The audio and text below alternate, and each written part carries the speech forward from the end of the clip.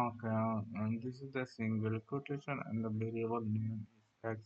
If you want to print this line print with a single quotation. Now, why is this used? Okay, single quotation is used to display a single line, or you can display literals. But if you want to display paragraph, okay, more lines, you can use and double quotation and triple quotation. That is the most important part if you want to add multiple lines of end of style testing. Then you can use triple quotation.